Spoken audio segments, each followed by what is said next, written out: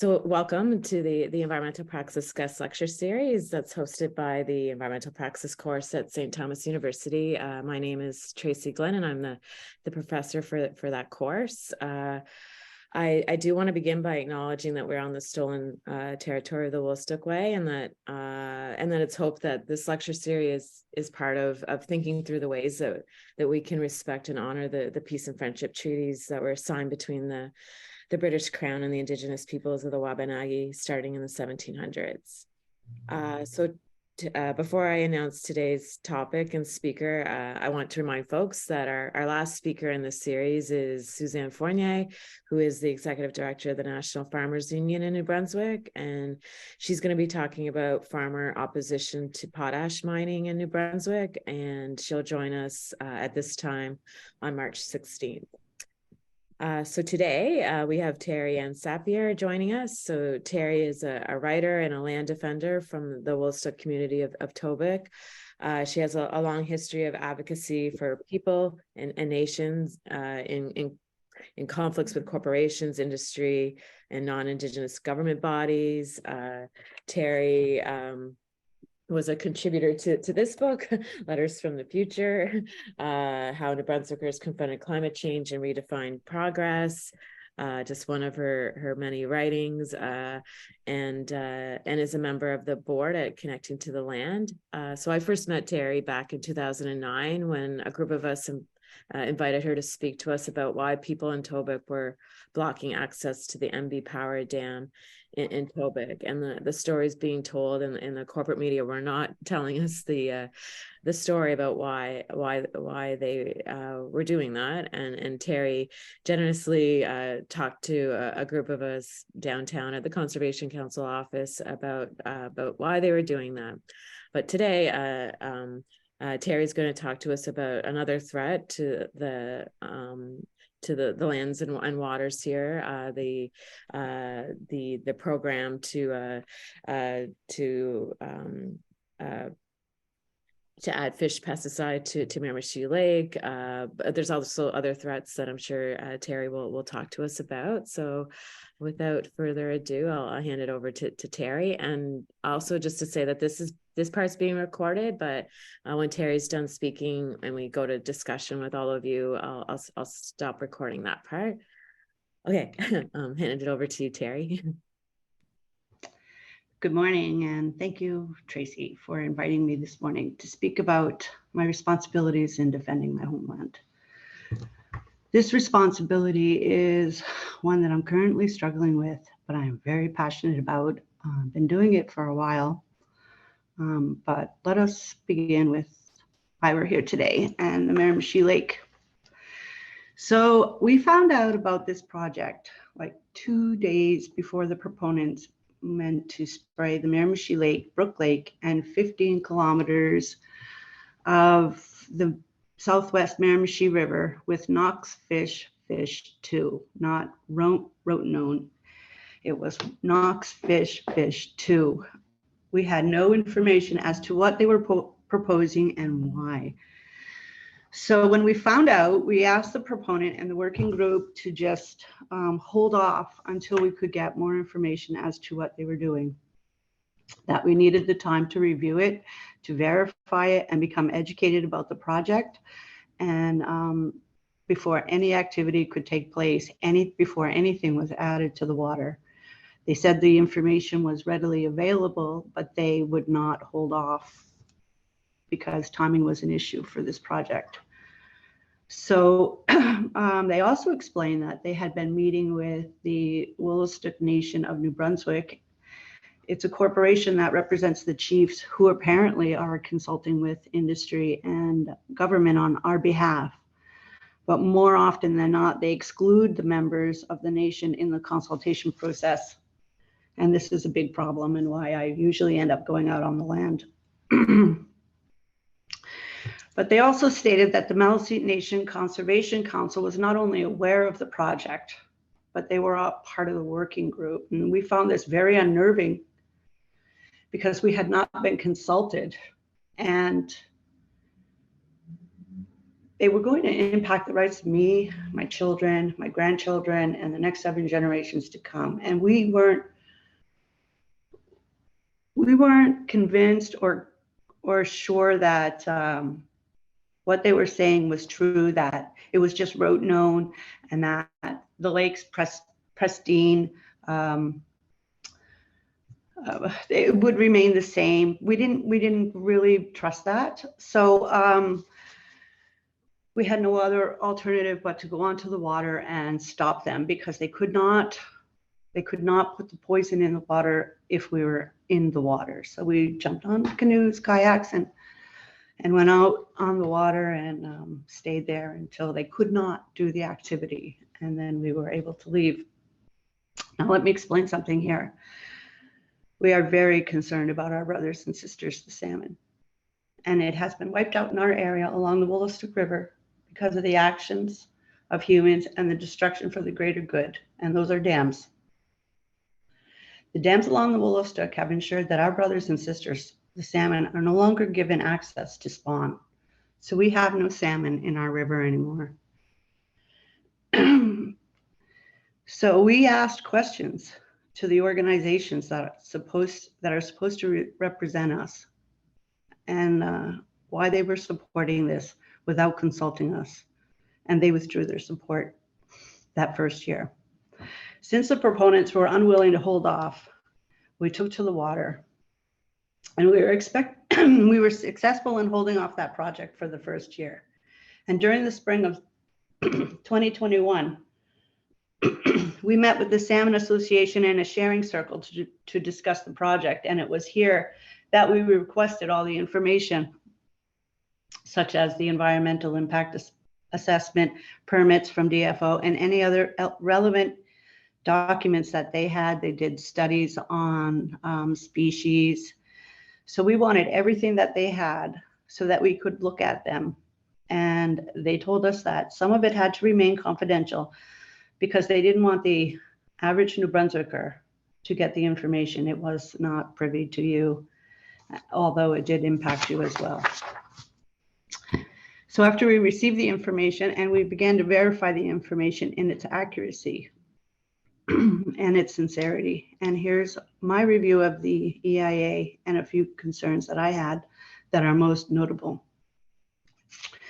The Crown is obligated to consult with the Wolastoqiyik people when their rights and interests are impacted by a proposed action within our territory. We are the title holders, but the Crown instead consulted with 2 organizations that supposedly represent the interests of the Wolastoqiyik. The problem, in my opinion, is this. The Crown has no obligation to consult with organizations that claim to represent a people, a sovereign people, a treaty people, especially ones that have never surrendered or ceded lands or waters. Furthermore, it is my belief that the Crown molested and violated our treaty rights by refusing to consult with the title holders. And it should be understood, the day we found out about this project, the regional general director of DFO was meeting with cottage owners about this project, but he refused to meet with the Wolastoqiyik mothers and grandmothers and address our concerns. The Crown may delegate consultation to private entities like the Smallmouth Bass Working Group, but this does not transfer the duty to consult to those entities. In other words, the Crown is not absolved from responsibility for failures in consultation as a result of delegating the consultation process into a private entity or corporations. And they do this over and over and over again. According to New Brunswick documents on Indigenous engagement submitted to the province of New Brunswick under the EIA registration, it invited some important questions. Why didn't the Crown engage the Wolastoqiyik people at an earlier date? The Crown had been engaged in this project since 2008. So why did they wait until 2020 to engage us? All of New Brunswick is within unceded Wabanaki territory, and through the lines, although the lines between Passamaquoddy, Wolastoqiyik, and Mi'kmaq territories are not clearly defined, the Crown knows that they are in unceded, unsurrendered territory. Even though Higgs doesn't want to accept it, he knows it. And it should be noted that the Crown never triggered consultation, but rather someone from a working group triggered this consultation. So if they didn't do that, we would have never even known about it. How could DFO approve the working group's application without ensuring consultation was complete? How could they do this? And it's clear from the working group's documentation that communities were never consulted and that 2 corporate entities were engaged. This is not consultation. WNNB committed to bringing the issue to the communities if certain conditions were met, but those conditions were never met. They had never responded to our chiefs. WNNB could have facilitated consultation, but it does not hold rights, nor is it delegated to act as a consultation entity. Nobody gave them the right to consult for us. DFO's approval of the application without ensuring consultation occurred is the Crown's failure. Again, the Crown and the right of the province of New Brunswick also bears responsibility here. It is well established that the environmental impact assessment triggers the duty to consult. The provincial Crown granted authorization under the EIA regime without engaging the Wolastoqiyik people to ensure consultation was complete. The Wolastoqiyik people must be consulted, and while the working group held the information sessions on 4 of 6 Wolastoqiyik reservations, the consultation was never continued or completed. While the working group may lead consultation, it is incumbent upon the Crown to ensure this process is satisfied. We urged the Crown to suspend all its authorizations under the EIA to ensure that consultation was complete. Their response to us is, consultation was complete when we spoke to your chiefs. The Crown must ensure its duty to consult is met, and in my opinion, it was not met, which is a certain failure in its responsibility to my people. In the EIA document that was submitted to PMB and DFO for authorizations and permits, Section 5, page 5, Section E, property ownership, the proponent failed to acknowledge and affirm that the area in which Miramichi Lake, Brook Lake, and 15 kilometers of the Southwest Miramichi are within the boundaries of the traditional territory of the Wolastoqiyik Nation. Even after it was mentioned by a staffer, they've still refused to put it in the EIA. DFO research documents say that when smallmouth bass were introduced in Macadavid Lake in 1925, it took less than 16 years for the bass to spread and populate the lower reaches of the Macadavid River, including Lake Utopia. This is significant because these lakes are separated as the river flows by 70 kilometers or more. So to suggest that smallmouth bass have not moved 2 kilometers upstream or 13 to 14 kilometers downstream during what is now at least 14 years since it was first noticed. DFO first discovered smallmouth bass in Miramichi Lake in 2008. So in 2008 to 2022, they're saying that smallmouth bass only went as far as 15 kilometers down the Southwest Miramichi River, and that is baloney, according to DFO studies. 14 years, they traveled 77 kilometers. So we know that this project is going to be unsuccessful and the ecosystem would be destroyed for no other reason but wishful thinking. DFO chose to contain and reduce smallmouth bass in the Miramichi River, in the Miramichi Lake, by setting up barriers and physically removing them. The proponents claimed that this process failed, but DFO reported that it had the most positive results while maintaining the lake's pristine integrity. This lake is so clean that cottage owners drink from it. There's not too many places left in the world where you could say that, where you could drink from surface groundwater. So DFO stated in a report that 14 smallmouth bass were caught electrofishing, 22 in electrofishing in the lake. 22 were caught angling at McKeel Pond Pool. 3 were caught angling at McKeel Pond Pool, and 77 were caught electrofishing in McKeel Pond Pool. McKeel Pond Pool is 77 kilometers away from Miramichi Lake. So we know that when they poison the lake and they poison the Southwest Miramichi, it is not going to do anything to stop the repopulation of the lake, because they are so far down the watershed area that they will come back up and spawn.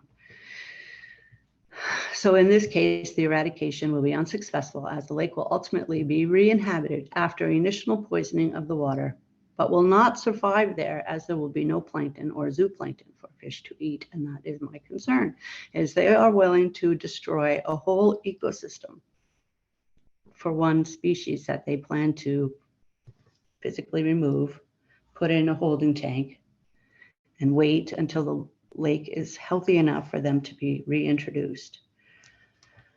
Furthermore, DFO had not brought the attention of this invasive species to the Wolastoq Nation, and in 2008, when it was first discovered, so that we can mutually come up with solutions within our territory. That is true and meaningful reconciliation and consultation. Rather, they approved a plan 14 years after discovery that includes eradication of a species within our territory, making us feel like we have no right or say or to an opinion.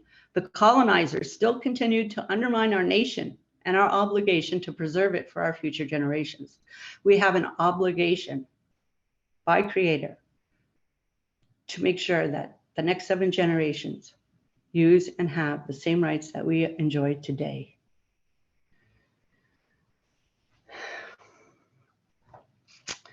On page 6 in paragraph 2, the proponents claim that DFO program has negatively impacted native fish species by continuing control efforts. The proponents alleged failure, but offered no evidence to support the statement. The proponents failed to detail all the predatory fish that now inhabit the Miramichi River system, including but not limited to brook trout and stripers. From what I understand, the city of Miramichi held a striper tournament due to the high numbers returning to the Miramichi River in 2022. This tournament coincided with Metapanagig's annual trout derby. The population of stripers was so high that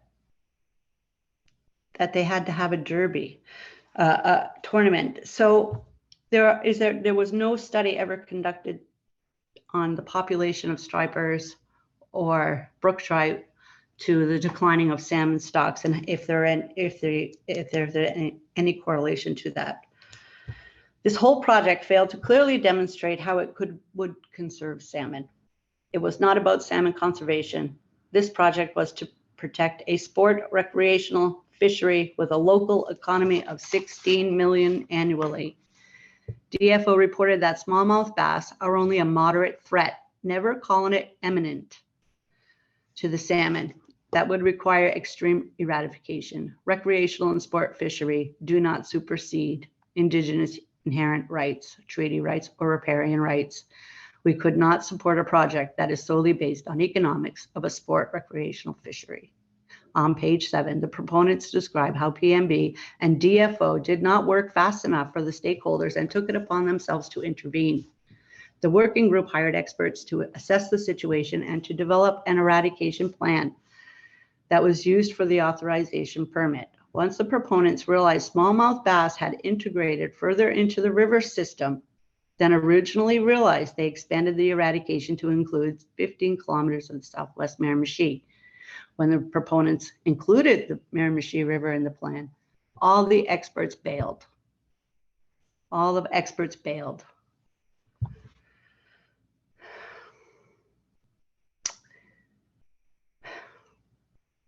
It's very upsetting. Just give me a minute here. In an email from Michael van den Hoeven, and he works for the Canadian River Institute, an expert hired by the proponent, He explained that he failed to see how this can be accomplished, as there is now a population in the river system from which to reinvade the lake, unless there is a plan for that. But as demonstrated here and elsewhere, control measures cannot be achieved. So why destroy an ecosystem on something that we know will not produce the desired outcome? We still don't have an answer to that. Mr.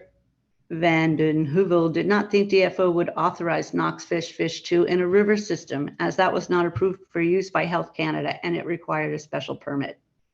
But DFO authorized the use of Knox Fish 2 in 15 kilometers of the Southwest Miramichi River. See, the timing was vital in the application of Knox Fish 2. Water temperatures have to be at the right mark for this to be effective.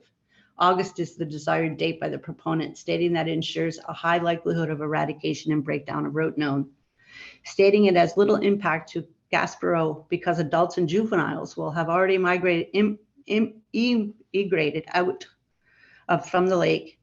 But young of the year Gaspereau stay there. They stay there until late fall in freshwater before migrating back to the sea. These young of the year were supposed to be collateral damage. They couldn't be removed and held like the salmon and be reintroduced. And nothing could sustain there because there was no food or zooplankton. In the migration, the proponent explained the breakdown of rotenone, stating that it rapidly and naturally. But as a safeguard, they plan to put in more chemicals commonly used as a purifying agent. The chemical was for anesthetic purposes, and it is known to induce local injury to the aerodigestive tract as well as other systematic conditions, and it should not be ingested. But still, they wanted to put it in the lake, knowing that 2 cottage owners drink that water. Furthermore, he explained that there would be no swimming or no drinking of that water within a month. And he explained that it would stink because of the dead fish, and it would have potentially hazardous levels of bacteria because of dead fish. He also, at the very least, he states it will stink for a while and that will discourage swimming and drinking. But what about wildlife who don't read signs and heed warnings from proponents and government agencies? Will it be safe for them to drink and swim in the lake? When I was there on the lake, and this is no lie, I have a picture, there were squirrels swimming in the lake. What's going to happen to those squirrels? Anyway, how will this affect the natural order, the food chain? Will it indirectly impact wildlife that is to be hunted? What about the eagles and the loons whose young are not able to fly until late fall? Will they be collected and stored until it is safe for them to return to their habitat? All these questions have never been answered. Non-migratory fish species are expected to recolonize the treatment area naturally after treatment. If monitoring shows no recolonization of the lakes, adults will be transported from nearby lakes into the watershed into Miramichi Lake to accelerate recovery. I am amazed that DFO approved that in the habitat alter disturbance and destruction, because they usually don't move fresh fish from one area to another. They'd become predatory themselves. How will title holders and stakeholders be compensated for the destruction of a freshwater lake? Can the proponent and DFO guarantee the well-being of the lake and ensure it will return to its pristine state after eradications and deactivation have occurred? They could not guarantee the lake will return to its natural state. No one would guarantee that. So how can the proponents justify the risk without establishing the benefits?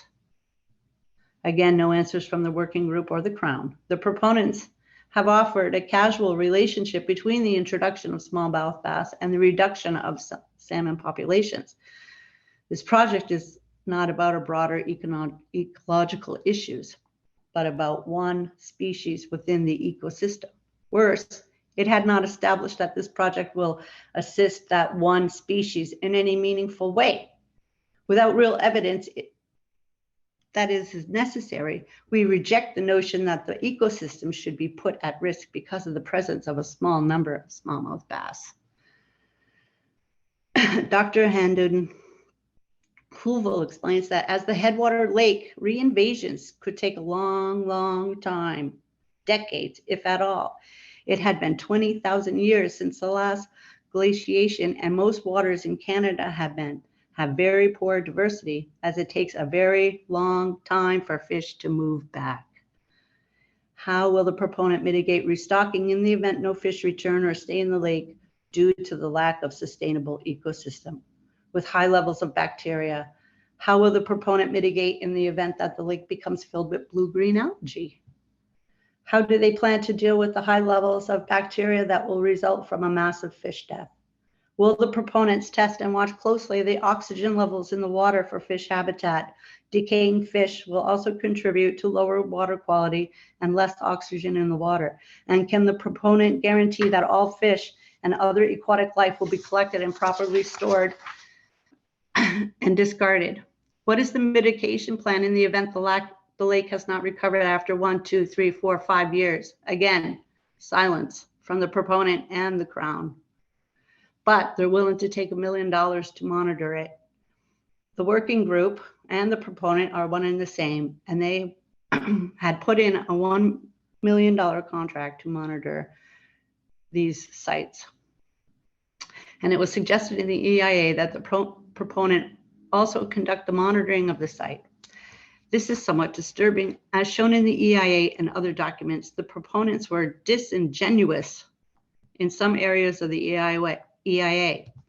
This may be a project that is being forced upon the Wolastoq peoples by the colonizer and a neighboring nation, but we are more than capable of monitoring our own territory. As Wolastoqiyik, we have an obligation to look after our mother, to ensure that our future generations can enjoy and use all the rights that we have today.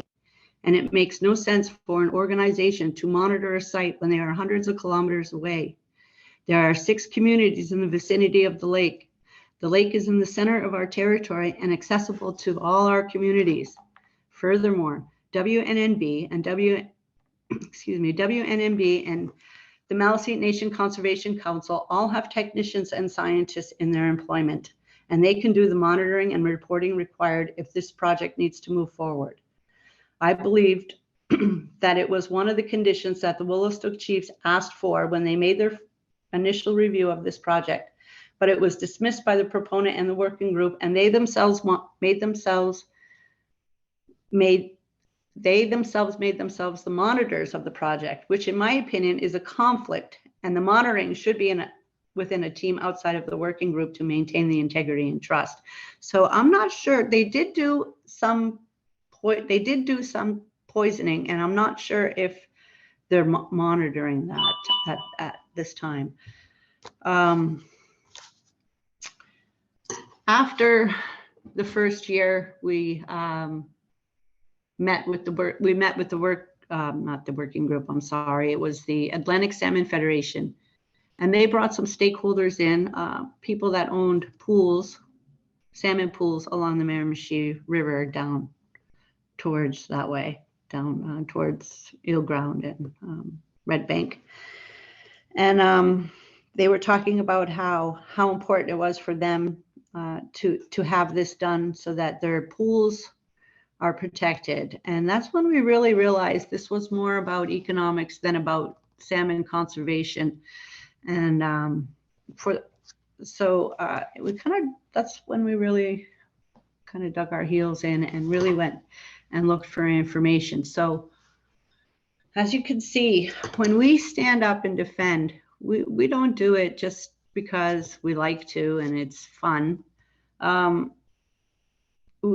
There's a lot of work that goes into it. We review everything.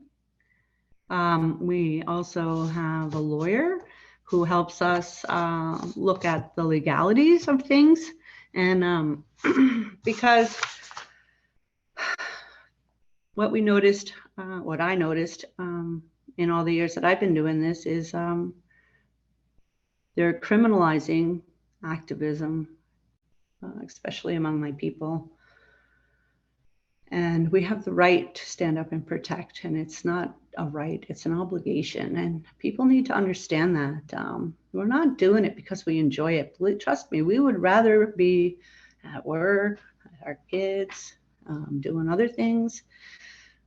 But we do it because it's an obligation. And that has been instilled in us, in me, since I was a young girl, that if we don't protect and take care of our mother, then it will lead to our own demise. What we do to the land, we do to ourselves, and we know this because all we have to do is look at the salmon and we see what, and look at the state of our communities. So yeah, being a land defender is hard. It's hard work. It's a sacrifice.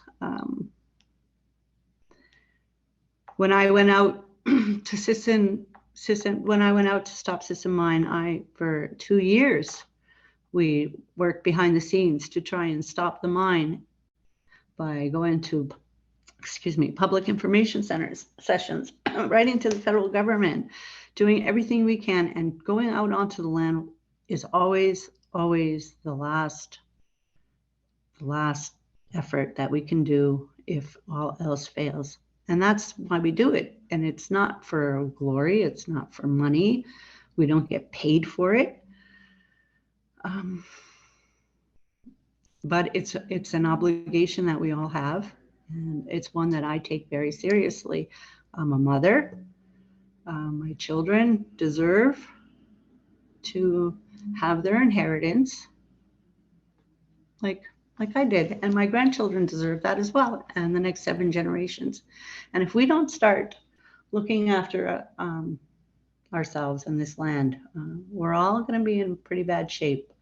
I'm going to tell you what's coming down the pipes. From what I understand is they want to frack the province from one end to the other, Madawaska all the way to Moncton. So that's coming down. So unless we want to breathe in poison, have contaminated soils and all of that, because we know what fracking does. We know there's been more than enough studies out there that tell us that fracking is no good. California has changed their construction laws to ban natural gas in any new construction because it's so bad for the ozone layer, and they realize that. So why are we, New Brunswickers, looking to exploit the natural gas under the earth when we know it's worse and hard on the ozone layer? Why would we do that? Can anybody answer me? So that's my story. I don't know what more I can tell you.